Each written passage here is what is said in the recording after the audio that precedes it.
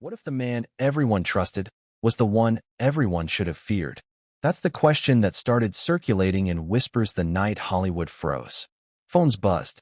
Studio gates closed early. Longtime insiders stopped returning calls. And somewhere between shock and denial, one sentence began spreading quietly through private texts and closed-door conversations. We always knew something was wrong. Before we continue, please hit the like button, subscribe to the channel, and turn on the notification bell for updates. You've heard the public version of the story, the polished legacy, the awards, the laughter, the carefully curated image of a brilliant filmmaker, a devoted family man, a pillar of the industry. But what if that image wasn't the truth? What if it was camouflage? Tonight, we're stepping into an alternate Hollywood. One where a celebrated director's death didn't just end a life. It cracked open decades of buried secrets. One where a legendary voice, silent for years, finally decided to speak. And what he said stunned even those who thought they'd seen everything. Why now? Why after death? And why use a word so disturbing it made even hardened insiders flinch? Depraved. Not misunderstood. Not complicated. Not flawed. Depraved. So ask yourself this as we begin. If someone you admired your entire life was hiding something monstrous, would you want to know? Because once you hear this story, you can't unhear it. The night everything changed didn't begin with sirens. That's what makes it unsettling. No explosions. No breaking news banner at first. Just an unusually quiet estate tucked behind high hedges, security lights glowing against manicured stone, and a sense, later described by first responders, that something felt deeply wrong before they even stepped inside. In this version of events, the filmmaker was found dead alongside his wife in their secluded home. The details were chaotic, disturbing, and impossible to process. And within hours, the narrative everyone thought they understood began to unravel. Because the first person to speak to authorities wasn't a stranger. It was family, a daughter, shaking, controlled, saying just enough to change everything. There's a moment in every investigation, fictional or not, where a single sentence alters the entire direction of the story. In this one, it came early. There's someone you should be looking at, she allegedly said. Someone dangerous. Let that sink in. Not an intruder. Not a random act. Someone close enough to be invisible. And that's when the whispers turned darker. Because the son lived on the property. Separate space. Private access. A life adjacent, but not fully visible. How well do you really know the people closest to you? Hollywood has always sold us the myth that genius excuses everything. That brilliance comes with darkness, and darkness is just part of the deal. But what if that idea wasn't just wrong? What if it was used deliberately? What if power didn't just protect talent, but enabled something far worse? As fictional investigators pieced together timelines, something unsettling emerged. Not just about the son, not just about that night, but about the man at the center of it all, the one everyone praised, the one no one questioned. Because in this alternate reality, rumors began surfacing almost immediately. Stories that had never made it past assistants' desks. Complaints quietly settled. Staff who vanished from credits without explanation. Meetings that left people shaken, but unsure why. Patterns no one wanted to name. And that's where the legendary voice enters. For decades, he was considered above the mess. Respected. Wise. The narrator of history itself.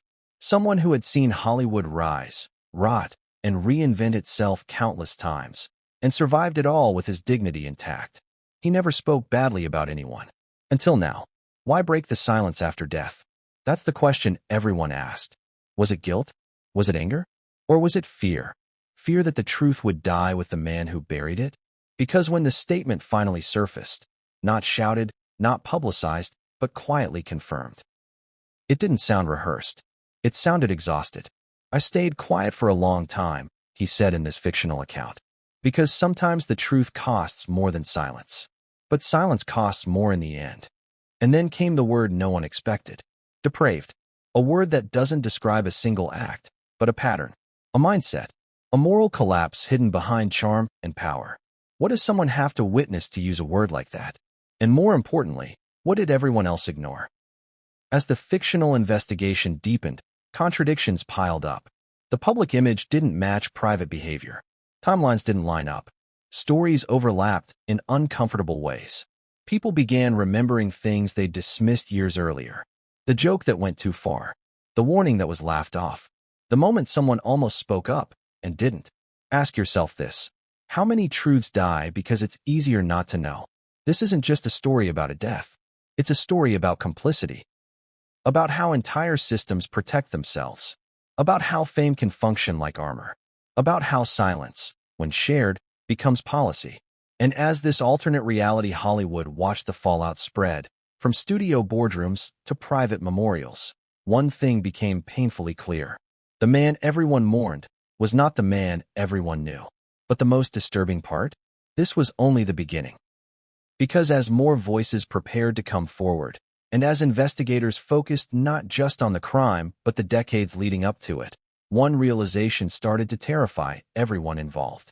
If half of what was being whispered was true, then the night of the murders wasn't the end of the story. It was the exposure. And what came next would force Hollywood to confront something it had avoided for generations. But before we can understand how deep it goes, we need to go back. Back to the early warnings.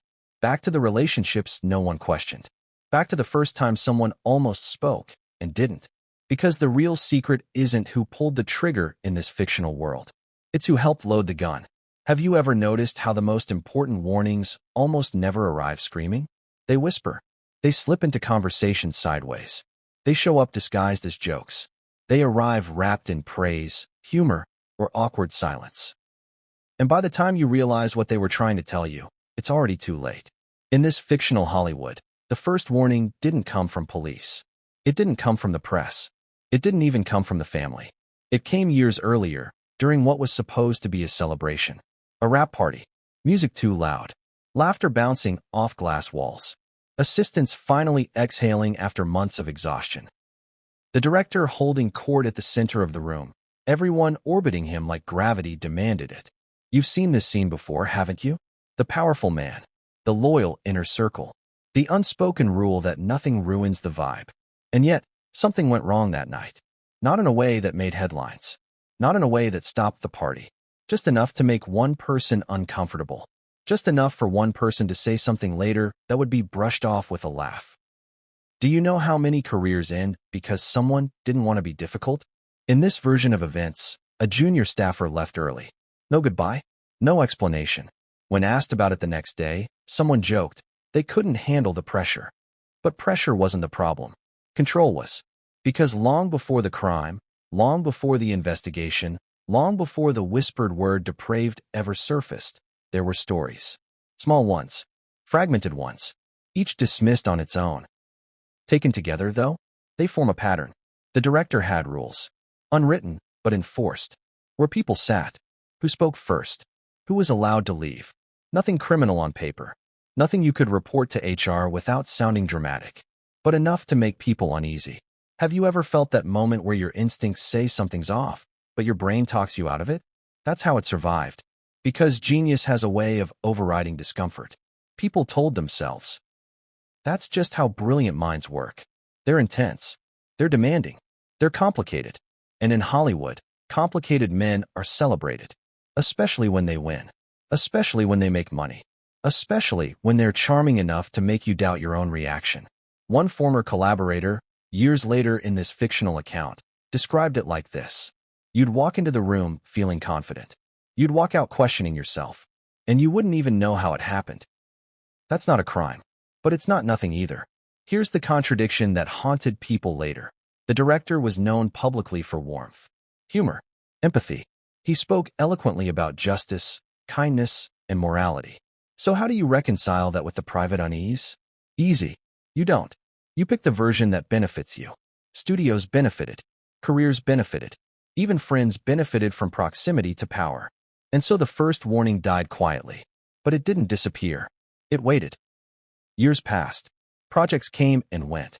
Awards stacked up. The family image remained pristine. Interviews reinforced the narrative. Devoted husband, proud father, creative visionary. Nothing to see here. Until the sun started to change. In this alternate reality, the sun wasn't always troubled. That's the part people forget. As a child, he was described as gentle, observant, almost too quiet.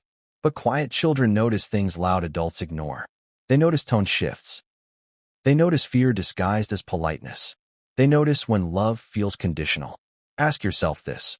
What happens when a child grows up watching power exercised without accountability? Because as the son entered adulthood, cracks appeared. Not sudden, gradual. Mood swings, isolation, resentment simmering beneath forced smiles. People chalked it up to pressure. Expectations, living in a famous shadow. That explanation was comforting. It meant no one had to look deeper. But those closest to the family noticed something else. Fear, not of the son, of the father. That's the part that didn't make sense at the time. Why would grown adults, successful, independent people, lower their voices around one man? Why would conversations stop when he entered the room? Why would staff warn each other quietly? Be careful tonight. He's in a mood. Mood. Such a harmless word. Such a useful cover.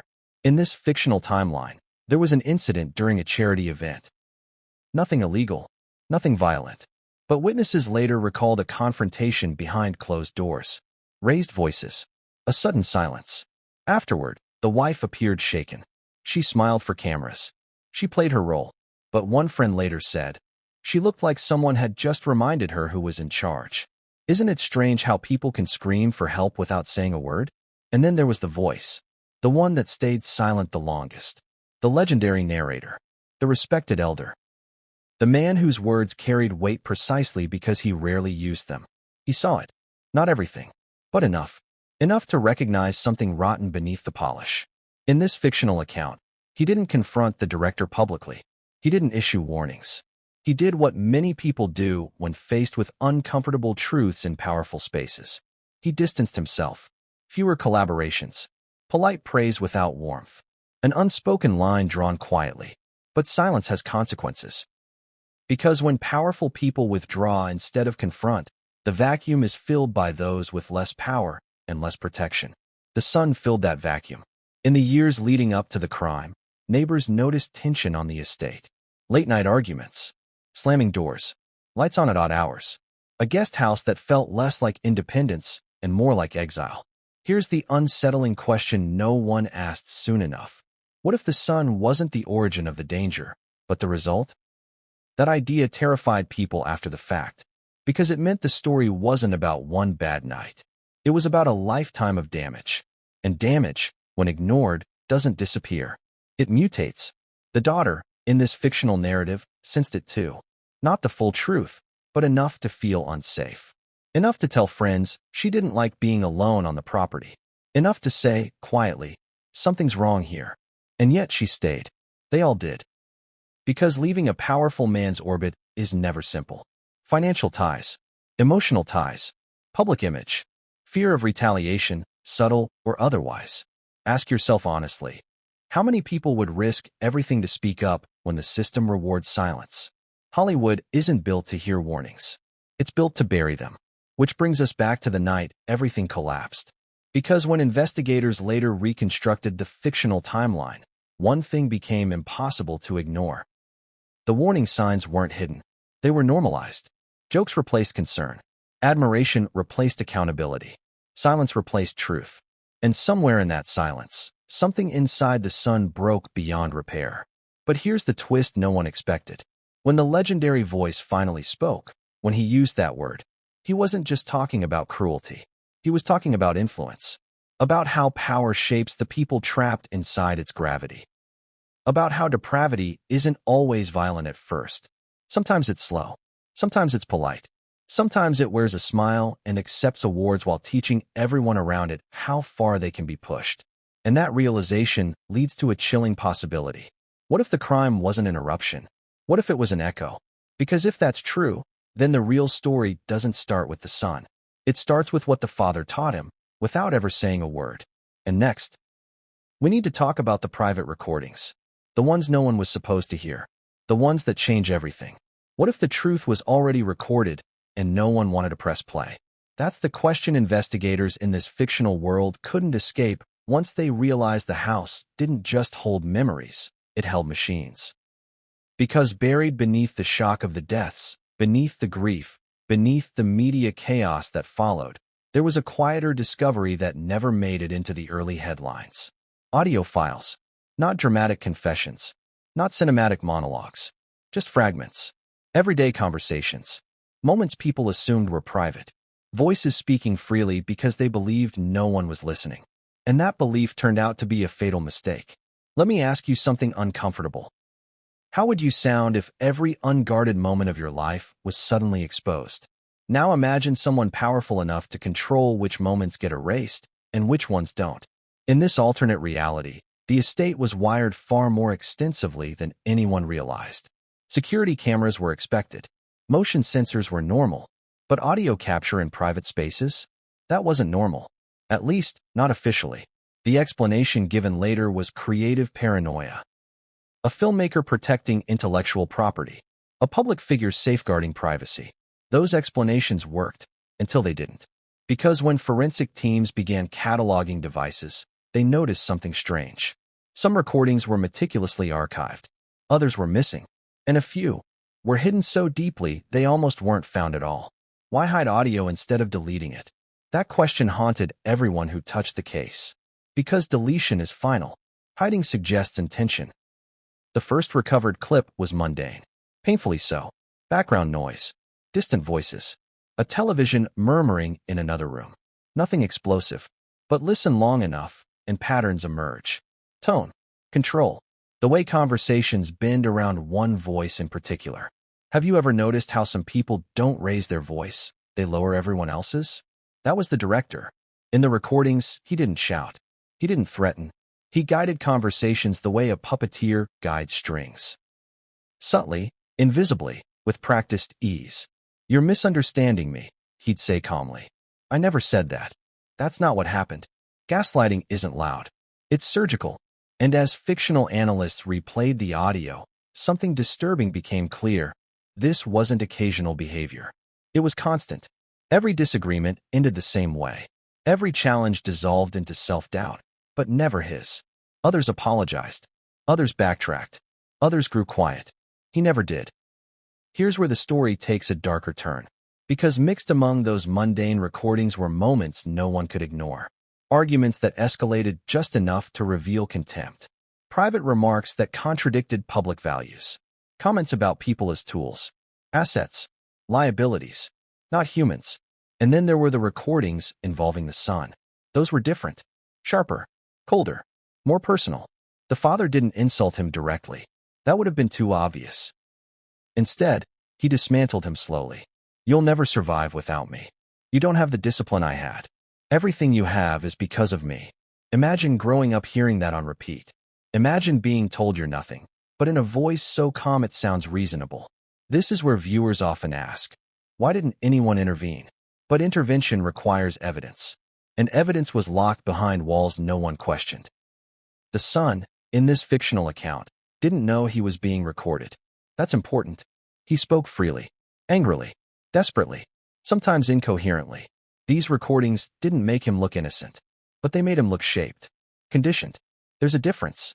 Psychologists later described the dynamic as coercive dependency. The son was emotionally tethered to the very person undermining him. Love mixed with fear. Approval mixed with humiliation. Proximity mixed with exile. That guest house. It wasn't independence. It was containment. Separated, but never free. And here's where the legendary voice re-enters the story. In this fictional timeline, he was contacted quietly. Not officially. Not publicly. A trusted intermediary asked him to listen to selected clips. Not all of them. Just enough. He agreed reluctantly. Because sometimes you don't want confirmation. Sometimes you want plausible deniability. But once he listened, something shifted. Later, he would describe it not as shock, but recognition. "I've heard that tone before," he allegedly said. "In places that don't end well." That's when the word depraved began forming in his mind. Not because of violence. Because of pleasure. Pleasure in control. Pleasure in destabilizing others. Pleasure in knowing no one would stop him. That's depravity in its quietest form. And suddenly, silence felt heavier than speaking. But speaking carried risk. The director was dead, yes. But his legacy wasn't. Studios still stood to lose millions. Careers were still attached to his name. Entire histories depended on the myth remaining intact. Ask yourself, when truth threatens an industry, whose side does the industry take? The recordings were locked down. Access restricted. Leaks threatened lawsuits. People were warned, gently at first, not to speculate. But speculation doesn't need files. It needs patterns, and the patterns were becoming impossible to ignore. Friends began remembering. Depraved. Have you ever noticed how the most important evidence is rarely stolen? It's erased, quietly, precisely, by someone who knows exactly what matters and what doesn't.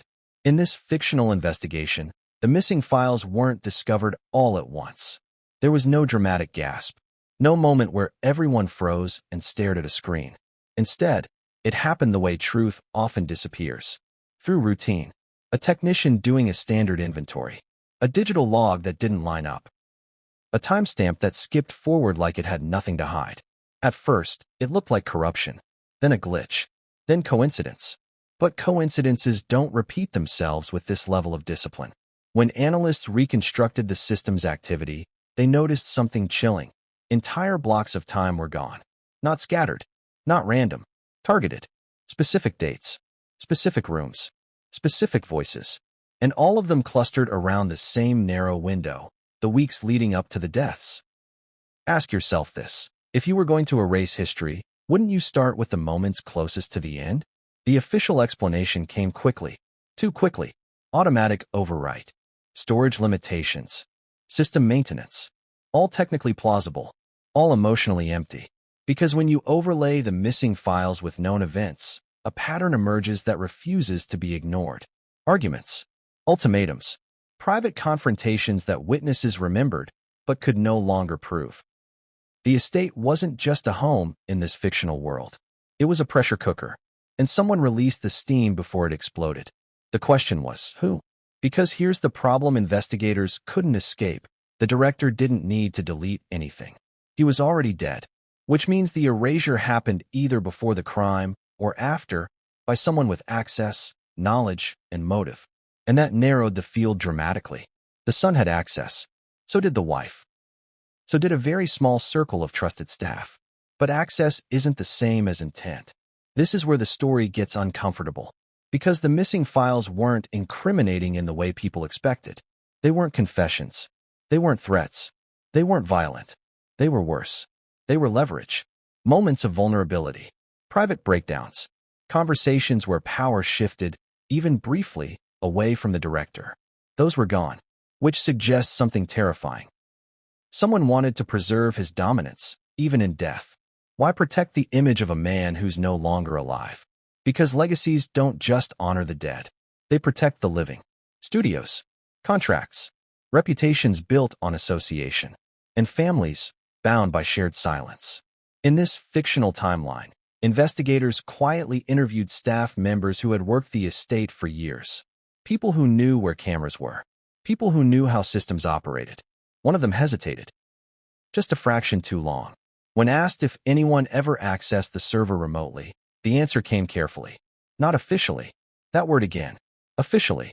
As if truth needs permission. Eventually, a detail slipped through. Something the interviewer didn't catch at first. The director had delegated digital authority long before his death. Not to his wife. Not to his son. But to someone outside the family. A fixer. Not a public one. Not a Hollywood stereotype. Someone quieter. Someone who specialized in cleaning up problems before they became scandals. Ask yourself this. How many crises do you never hear about because someone made a phone call at the right time? This fixer didn't delete everything. That's the most important detail. He curated. Left enough to look transparent. Removed enough to control interpretation. Which brings us back to motive. What was so dangerous in those missing recordings that someone risked exposure to erase them? The answer emerged slowly, through fragments of memory and off-the-record remarks. In those lost files, the director wasn't in control. He was cornered. By whom? By his own family. In this fictional account, the wife had confronted him weeks before the deaths. Not emotionally. Strategically. She had leverage. Information he assumed was buried. Conversations he didn't know were recorded elsewhere. And for the first time in decades, the power dynamic shifted. That's when things became volatile. Because men who build their identities on dominance don't negotiate well when they lose it. They escalate. Witnesses later recalled raised voices that night. Doors slamming. A car leaving the property at an unusual hour. And then silence. The missing files covered that night almost entirely. Coincidence? Or design? Now here's where the son re-enters the story, and everything becomes more complicated. Because in this alternate reality, the son didn't erase files to protect his father. He erased them to protect his mother. At least, that's what he would later claim. The truth, as always, is Messier. He had accessed the system once before. Out of curiosity, out of paranoia, out of fear. He knew what was there, and he knew what couldn't survive daylight. But fear doesn't always lead to clarity.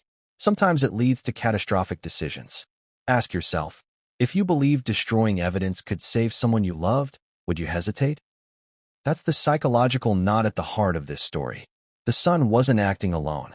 The fixer wasn't acting blindly.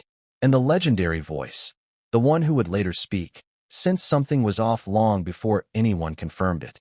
In this fictional timeline, he requested access to the full archive after hearing early clips.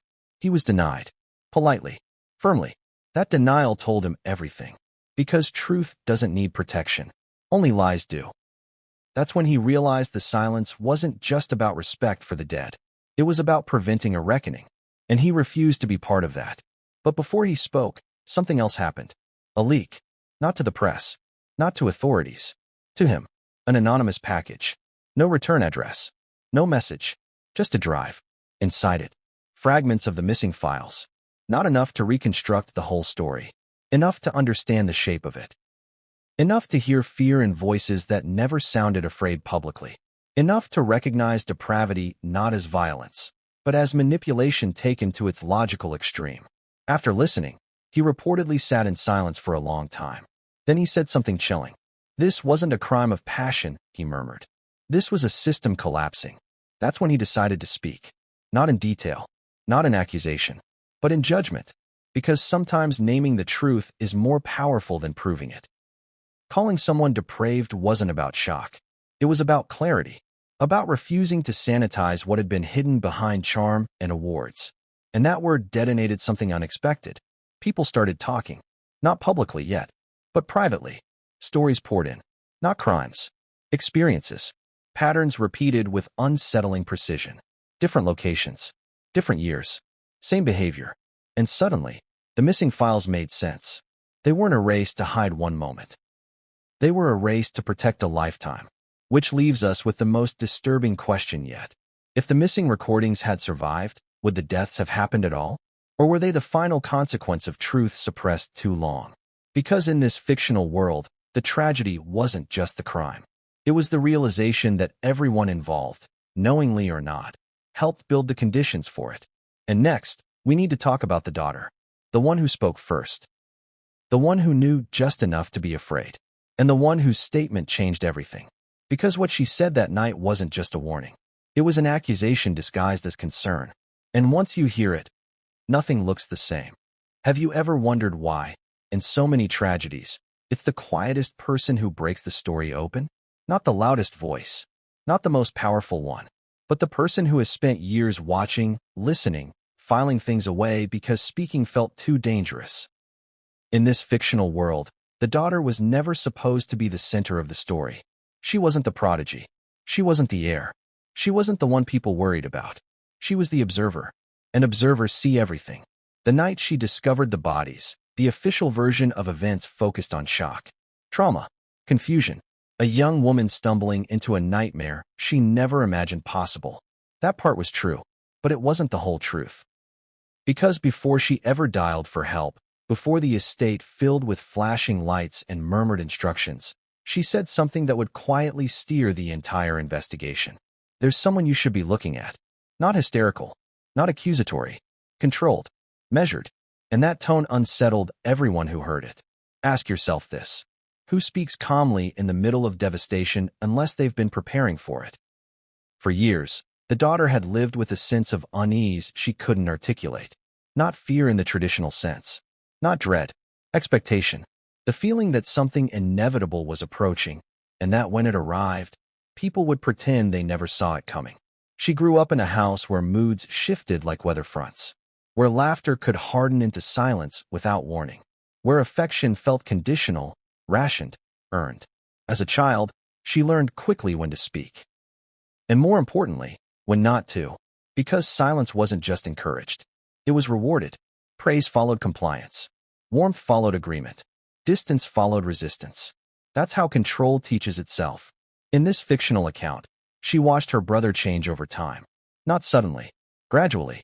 Like erosion, he became more withdrawn, more volatile, more desperate for approval that never arrived. She also watched her mother adapt. Smile sharper. Voice softer. Opinions narrower. Survival strategies disguised as devotion. And the father? He remained unchanged.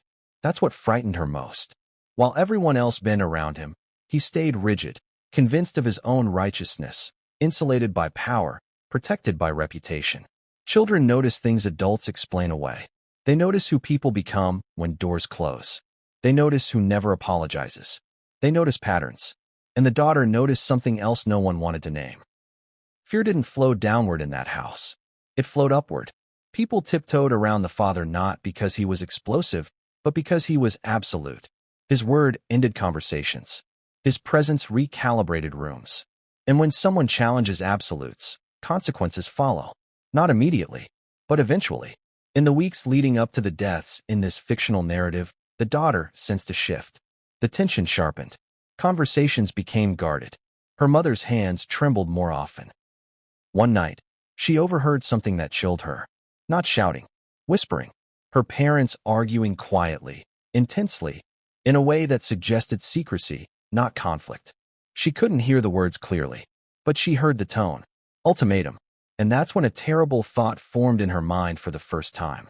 What if the most dangerous person in the house wasn't the one everyone worried about? What if the danger was structural, built into the walls, normalized by years of silence? She didn't tell anyone, because who would believe her? The man was beloved, respected, untouchable, and she was just the daughter.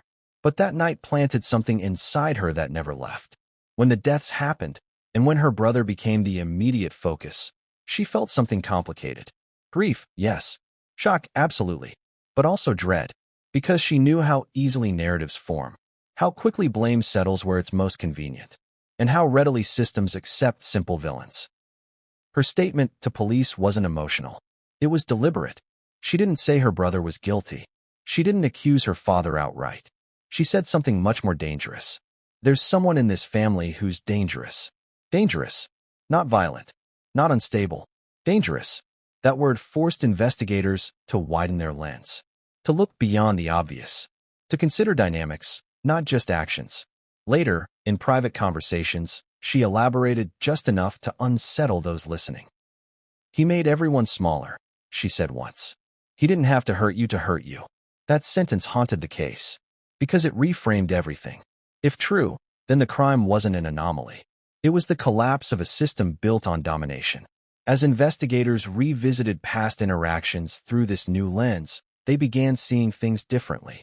The son's volatility didn't emerge from nowhere. The mother's silence wasn't passivity. The father's charm wasn't kindness.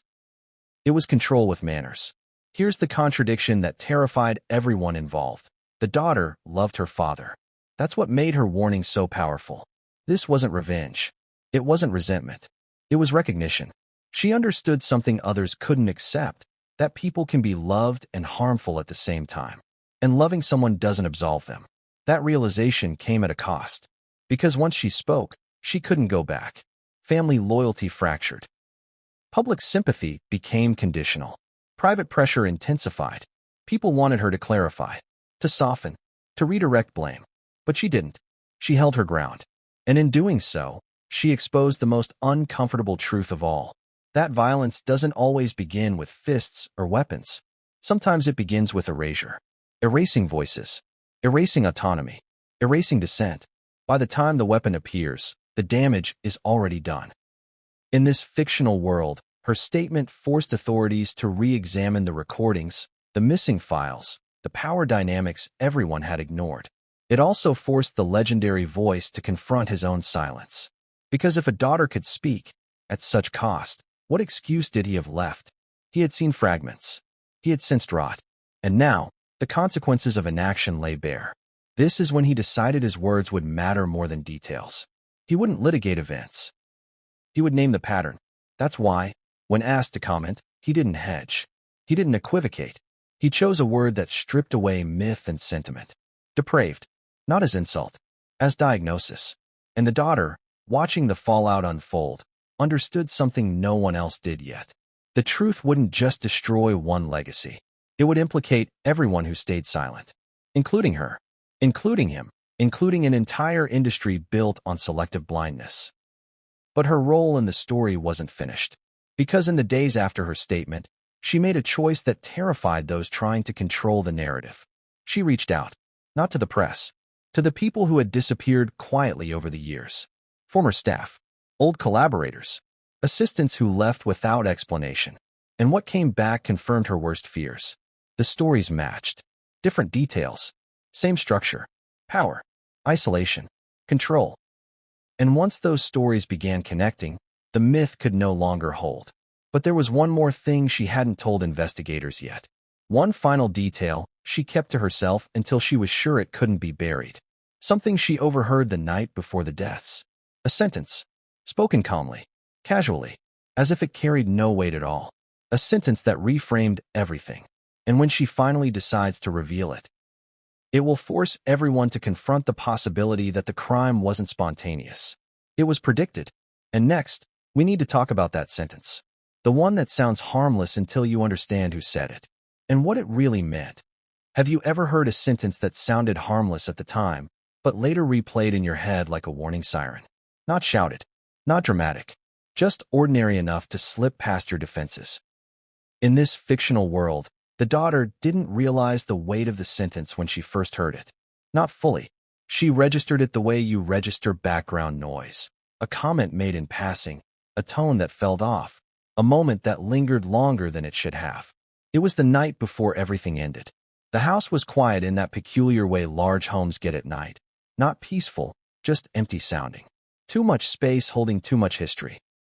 The kind of quiet where footsteps feel intrusive and even breathing seems loud. She was halfway down the hallway when she heard her father's voice. Calm, even, almost amused. He was speaking to her mother. The door wasn't fully closed. It never was. Privacy in that house was always conditional. And then he said it. If this all comes out, he said casually, it won't be me they blame. No anger, no threat, just certainty. At the time, the daughter froze. Not because she understood the meaning, but because she felt the confidence behind it. Have you ever heard someone speak as if the future had already been negotiated? Her mother didn't respond immediately. When she did, her voice was low. You don't know that. The father chuckled softly. I do, he replied. I always do. The daughter backed away quietly, heart pounding, unsure why that exchange unsettled her so deeply. Now, after the deaths, that sentence replayed endlessly. If this all comes out, it won't be me they blame. That wasn't arrogance. That was experience. In this fictional narrative, that line became the lens through which investigators, psychologists, and insiders re-examined everything. Because it suggested preparation. Not panic. Not denial. Expectation. The daughter didn't tell anyone about the sentence at first. Not even investigators. She needed to understand it herself before unleashing it into a world eager to simplify. Because once spoken aloud, it would change the story. It would force people to confront an uncomfortable idea, that the father may have believed he was untouchable, even in death. Ask yourself this. How does someone develop that level of certainty? The answer isn't innocence. It's precedent. Over the years in this fictional Hollywood, problems had always resolved themselves around him. Stories vanished. People moved on. Situations rebranded as misunderstandings. And every time it happened, the lesson reinforced itself. Power works. Silence works. Time erases things. The daughter began reaching out quietly, comparing memories with people who had once orbited the family and then disappeared. Not in anger, in curiosity. And what emerged was unsettlingly consistent. Others had heard similar sentences over the years. Variations, but same meaning. They'll never touch me. People see what they want to see. No one wants the truth badly enough. These weren't boasts. They were observations. And that distinction mattered. Because it suggested the father wasn't reckless. He was strategic. If he believed he'd never be blamed, why did everything collapse anyway? The answer lies in control. And what happens when control begins to slip? In the weeks before the deaths, the fictional investigation revealed a shift in the household dynamic. The wife had changed, subtly but unmistakably. She asked questions she'd never asked before. She challenged assumptions she once accepted. She stopped smoothing over tension for appearances. Most importantly, she stopped protecting him from consequences inside the family. Case closed. Except the daughter couldn't let it close. Because that sentence echoed too perfectly with what happened next. It sounded like a script he'd already read. That realization changed her approach. She stopped thinking of the crime as a moment. She started thinking of it as an outcome. A foreseeable endpoint of a system that had run uninterrupted for decades. And once you see it that way, blame becomes more complicated, not less.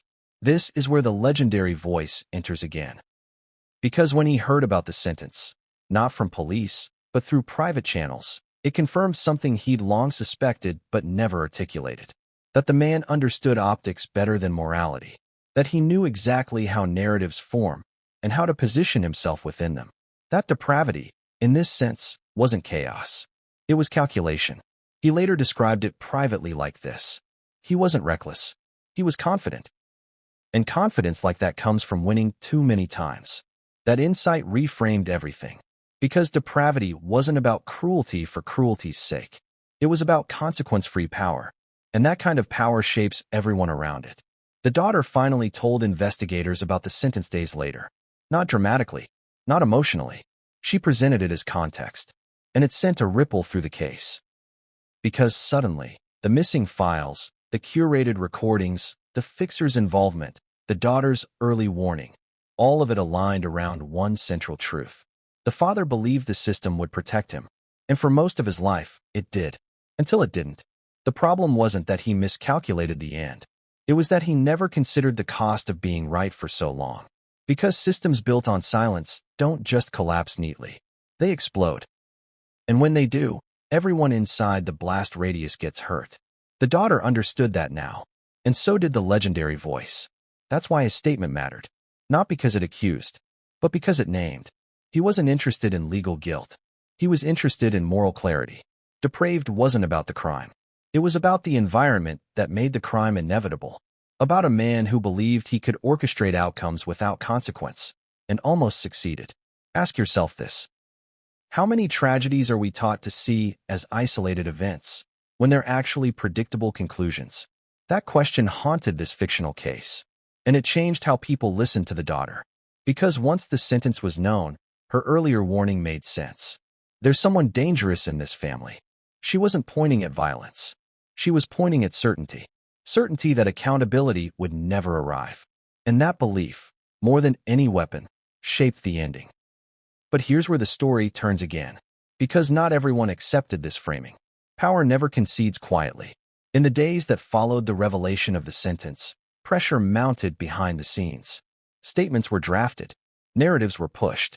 Emphasis shifted back to the son. The system tried to reassert itself. And that's when the daughter made her most dangerous move yet. She decided to speak to someone else. Someone who had no stake in the family. No financial tie to the legacy. No reason to protect the myth. Someone who had once been warned and ignored. And that conversation would expose something even more unsettling. Because the sentence wasn't the first time the father predicted an outcome. There were others. Earlier ones. On tape. On paper. In places no one had checked yet. And if those surfaced, the story wouldn't just be about control. It would be about foresight. About planning. About how far someone can go when they believe they're untouchable. Next, we need to talk about the notebooks. The ones found where no one expected. The ones that weren't supposed to survive. And the lines inside them that read less like reflections and more like rehearsals. Because once you read those lines, the sentence stops sounding casual. It sounds like a warning everyone missed. What if the most revealing evidence wasn't digital at all? What if it was handwritten? Messy. Personal. Unpolished. The kind of thing no one ever expects to be scrutinized. Because it was never meant to be seen. In this fictional world, the notebooks were discovered by accident. Not during a sweep. Not cataloged by investigators at first. They weren't in a safe. They weren't labeled. They were tucked inside a box marked with something deceptively ordinary. Research. That word delayed everything. Because research sounds harmless. Professional. Academic. It sounds like preparation for art, not evidence of control. The box sat untouched for days, until someone opened it. Inside were notebooks, dozens of them, different sizes, different bindings, some pristine, others worn down, corners bent, margins crowded with notes that spilled beyond lines. And immediately, one thing became clear. These weren't journals. They weren't reflections. They were manuals. Let me ask you something unsettling. When you write something down, who are you really writing it for? Yourself? Or the version of yourself you plan to become? The notebooks didn't document emotions. They documented outcomes. Pages were filled with observations about people, not as individuals, but as variables. How they reacted to praise.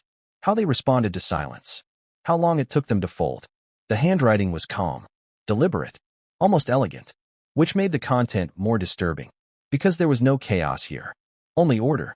In this fictional account, investigators initially struggled to understand what they were looking at. The notes didn't describe crimes. They didn't outline violence. They described leverage. One page read like a checklist: reward compliance, ignore resistance, reframe dissent as instability. Another listed names, crossed out, circled, annotated, not targets, assets, and liabilities. This is where the word depraved began to feel inadequate, because what emerged from those pages wasn't cruelty driven by impulse. It was cruelty optimized. Have you ever noticed how the most dangerous people rarely think they're villains? They think they're architects. The notebooks stretched back decades. Early entries were simpler, almost clumsy. Later ones grew refined, confident, efficient. Experience improves technique. That was the chilling through line. In one section, the director wrote about family dynamics. Not emotionally, analytically. Children, he noted, respond differently to pressure. One resists outwardly. One internalizes. One observes. He didn't use names. He didn't need to. He knew the roles. And then there were passages that made investigators stop reading aloud. Not because they were graphic, but because they were predictive. Lines about outcomes. About blame. About how narratives resolve when power intersects with tragedy. One sentence appeared more than once, in slightly different forms. Control the frame, and the truth becomes irrelevant. Sound familiar? It echoed the sentence the daughter overheard the night before the deaths. If this all comes out, it won't be me they blame. That wasn't confidence. It was rehearsal. The notebooks suggested he didn't just anticipate reactions. He practiced them. This is where the story takes a darker psychological turn. Because planning for outcomes doesn't mean planning violence. It means planning immunity. And immunity is the real obsession of the powerful. In the margins of one notebook, a list appeared under a heading that sent a chill through everyone who read it. Contingencies. Beneath it, scenarios. Health crisis. Public accusation. Family instability. Legal exposure. Each followed by responses. Not apologies. Strategies. Who speaks? Who stays silent? Who absorbs blame? One entry stopped readers cold. If pressure collapses inward, the weakest link will fracture first. The weakest link. That phrase forced everyone to re-examine the sun. Because in this fictional world, weakness wasn't inherent. It was engineered. Years of conditioning. Years of undermining. Years of being positioned as the problem. Not through violence. Through narrative. Ask yourself this. If someone tells you who you are long enough, what happens when you finally believe them? The notebooks didn't absolve the son, but they contextualized him. They suggested that the environment was designed to fail him. That pressure wasn't accidental. It was instrumental. The daughter read the notebooks last. That was deliberate. Investigators hesitated. They knew what was inside would break something. And it did. She recognized patterns immediately. Moments she remembered suddenly made sense. The way conversations always ended the same way. The way conflict never resolved, only redirected. The way responsibility flowed downward, never up. And then she found a passage that made her physically sit down. A paragraph about inevitability. About how systems collapse when tension exceeds capacity. About how outcomes don't require direct action, only patience. It read less like reflection and more like acceptance. As if he believed collapse was not only possible, but useful. Because collapse simplifies. It narrows blame. It resets narratives. And people are so busy processing tragedy that they stop asking questions. The daughter closed the notebook and understood something devastating. Her father hadn't predicted the ending by chance. He had prepared for it. That realization reframed everything. The recordings, the missing files, the fixer, the sentence. They weren't reactions. They were components. And that understanding finally clarified why the legendary voice had chosen that word. Depraved. Not because of blood, because of design. Design that treated people as expendable. Design that valued outcomes over lives. Design that assumed consequence could always be redirected. When the legendary voice later spoke privately about the notebooks, he said something that never reached the public. This wasn't madness, he said. It was philosophy. That statement unsettled everyone who heard it. Because philosophy doesn't act in moments. It acts over time. And the notebooks proved that time had been weaponized. But here's the most disturbing part. Not all the notebooks were recovered. Several were missing. And based on numbering written inside the covers, the missing ones were recent, which meant someone else had found them first. Someone who understood their value. Someone who didn't want them read. That realization triggered a new fear. Because if the notebooks had been curated, like the recordings, then the truth we were seeing was still partial. And partial truth is often more dangerous than ignorance. It convinces you that you know enough. The daughter knew better now. She understood that the story wasn't just about what happened. It was about what nearly didn't surface. And she also understood something else. The notebooks weren't meant to be evidence. They were meant to be instruction for someone else. And that raises the most unsettling question of all. Who was supposed to inherit them? And did they already read them?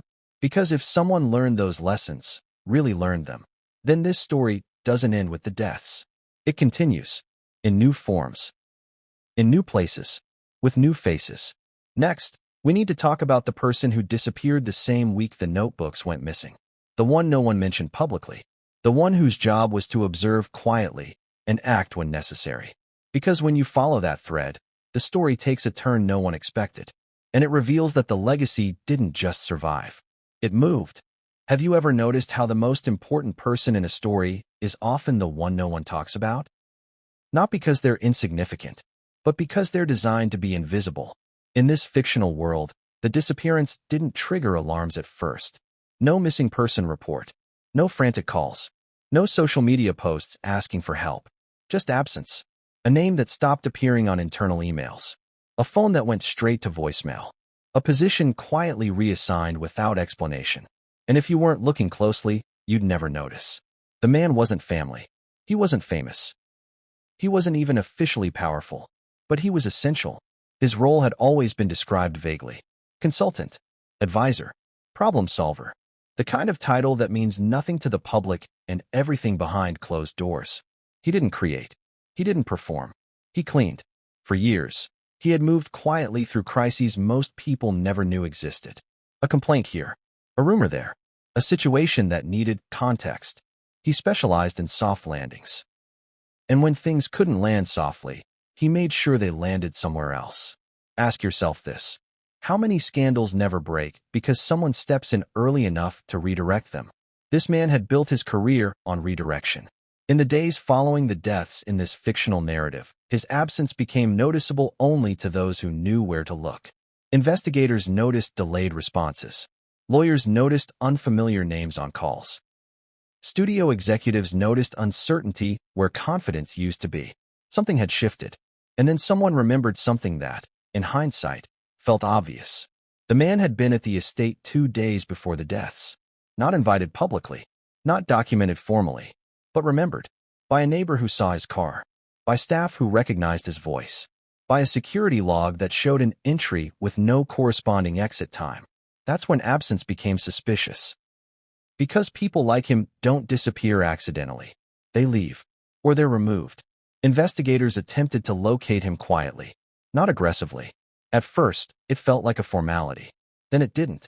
Addresses led to empty apartments. Phone records ended abruptly. Bank activity froze. It was as if he'd stepped out of the story entirely. And that's when the daughter understood something that sent a chill through her. He had read the notebooks. She didn't know how she knew. She just did. Because the notebooks weren't dangerous to everyone. They were dangerous to someone who recognized them as instructions. Someone who had already lived by similar rules. Someone who saw, in those pages, not horror, but opportunity. This is where the legacy becomes truly unsettling. Because legacies don't only pass through blood, they pass through practice. The man had worked alongside the father for years, learned his rhythms, absorbed his worldview, internalized the logic that power is neutral and outcomes justify methods. The notebooks didn't teach him something new. They confirmed what he already believed, which means his disappearance wasn't panic. It was transition. In this fictional timeline, the legendary voice was the first to articulate that fear. "This doesn't end with the house," he said privately. "It never does." He understood systems. And systems don't die when one node collapses. They adapt. They migrate. They wait. The daughter, piecing things together, realized the danger wasn't just in what had happened, but in what might happen next. Because if the notebooks were designed to instruct, and if someone had taken them seriously, then the collapse of one system could become the blueprint for another.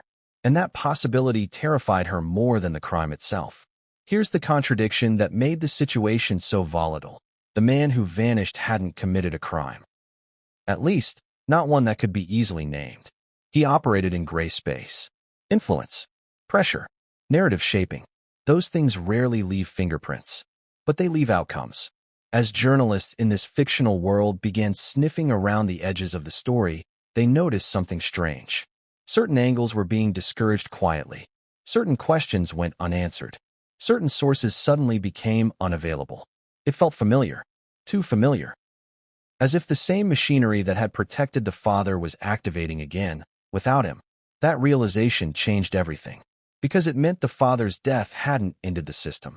It had tested it, and the system was responding.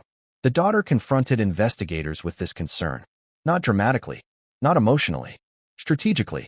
She pointed out the pattern. She named the absence. She asked the question no one wanted to answer. What if this isn't over? That question hung in the room, because no one could confidently say it was. The missing notebooks, the vanished fixer, the curated evidence. These weren't loose ends. They were continuations. And suddenly, the story wasn't just about understanding the past. It was about preventing the future. The legendary voice made a decision then, one that would define the rest of the narrative. He would speak again, not publicly, not yet, but to the right people. People who understood power. People who had seen systems rot from the inside. People who could recognize patterns without needing proof handed to them. Because proof can be erased. Patterns are harder to kill. He reached out to former collaborators who had distanced themselves quietly over the years. People who had felt something was wrong but lacked language for it. He didn't accuse. He asked questions. And the answers he received were chillingly consistent. Yes, they had noticed pressure. Yes, they had been steered away from certain conversations. Yes, they had been warned, indirectly, to drop things. Different messengers. Same message. That's when the legendary voice understood something crucial. The word depraved had done more than shock people. It had signaled recognition. It told others who had been silent that someone else saw it too. And silence began to crack. Not publicly, yet, but cracks spread. The man who vanished became a ghost that haunted the story. Every unanswered call, every redirected inquiry, every subtle intervention traced back to him, or to someone like him. Because systems don't rely on individuals. They rely on functions. And his function was still operating. The daughter realized this wasn't a fight she could win alone. Truth doesn't survive in isolation. It needs networks. So she did something unexpected. She stopped focusing on her family's story and started mapping connections. Who intervened where? Who benefited when narratives shifted? Who always seemed to arrive just in time? And what emerged was not a conspiracy, but a structure. Informal, unwritten, incredibly effective. A structure designed to manage fallout, to protect brands, to shield reputations, to redirect blame. And once you see that structure, you can't unsee it. The deaths were a rupture. The response was the repair, which means the real danger wasn't the crime. It was the repair process. Because repairs aim to restore normalcy. And normalcy, in this case, was the problem. The daughter understood that now. And she also understood something else. If the man who vanished resurfaced somewhere else, in another crisis, another family, another institution, the cycle would repeat. Unless someone broke it. The legendary voice knew his role in that too. He couldn't chase ghosts, but he could destabilize myths. And myths are the foundation of these systems. That's why his words mattered. Not because they proved anything, but because they disrupted the illusion of moral certainty. Depraved wasn't a conclusion. It was a warning, a way of saying, stop looking for madness. Start looking for design. And design, once exposed,